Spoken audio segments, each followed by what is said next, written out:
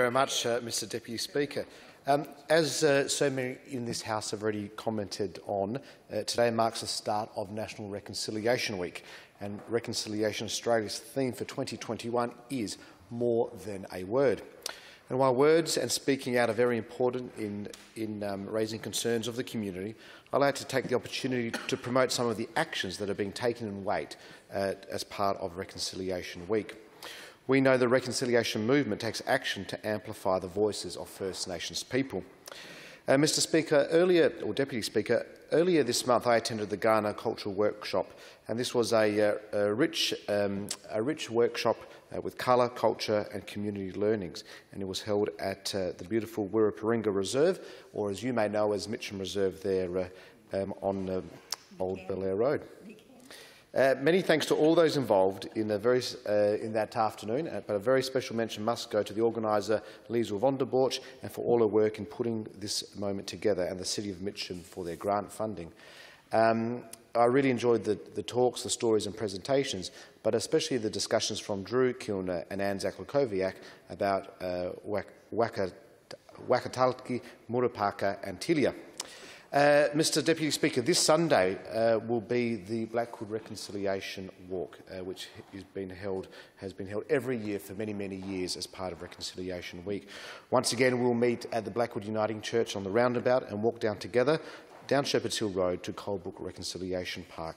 And everyone who knows anything about reconciliation knows the importance of Coldbrook Reconciliation Park to that story and the story of reconciliation in South Australia. A smoking welcome to country ceremony will be responded to by local school children. And after the formalities, we are all invited to bring our own picnic lunch and take time to hear the voices of former residents of Coldbrook Training Home for Aboriginal Children, which are present in so many forms at the site.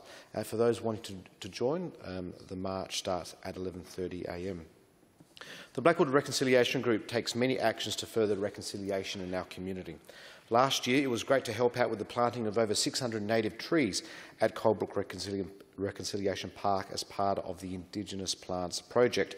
A big congratulations then for the team for putting that together, of Di, Helen, Tommy and Dave, for the planning and bringing so many people in our community together. It was great to see just this week Raymond and Barry joining Helen and Di to place some Kaurna signage around the trees that are now 12 months old. On another note, I look forward to a new documentary about the Coldbrook Reconciliation Park with the Coldbrook families and friends, which is currently being produced by Scarlet Media to help educate the next generation about the story of Coldbrook and promote healing and reconciliation. So I'd like to thank the Blackwood Reconciliation Group for all the work they do as part of Reconciliation Week, National Sorry Day, NAIDOT Week, all throughout the year. And finally, this Friday, Gallery 1 in Mitcham is hosting their exhibition, The First Stories. Opening night is tomorrow night, which includes a smoking ceremony performed by Belair resident and Kaurna elder Uncle Tamaroo. And for anyone who's been to an Uncle Tamaroo smoking ceremony, you know it's always pretty fantastic. And the exhibition will be opened by Rowena Brown from the Glenelg Art Gallery. And throughout June, Gallery 1 will be running Indigenous art workshops called An Afternoon with Auntie. So jump on the website and have a look. Mr Deputy Speaker, reconciliation is a journey for all Australians, as individuals, families, communities, organisations and, importantly, as a nation. At the heart of this journey are relationships between the broader Australian community and Aboriginal and Torres Strait Islander people.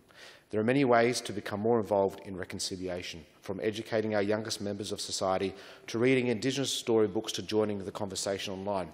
One book, Kunyi, which is currently available at my local Shakespeare bookshop, is a powerful story, and it needs to be in South Australian homes, schools and libraries. It tells the stories of Kunyu-born Todd Moden, who was born at Todd Moden Station near Unadada in South Australia in the 1950s. Kunyu June Ann McInerney is a renowned artist. Her paintings and stories are a moving testament to the stolen generation and the children's home kids she called family. We all have a role to play in reconciliation, Deputy Speaker, and once again I'd like to thank our State's Commissioner for Aboriginal Engagement, Dr Roger Thomas, for his historic address to Parliament last year, and 2021 marks 20 years of reconciliation in Australia and almost 3 decades of Australian formal recognition process. I hope that us parliamentarians can all play our part in this important journey.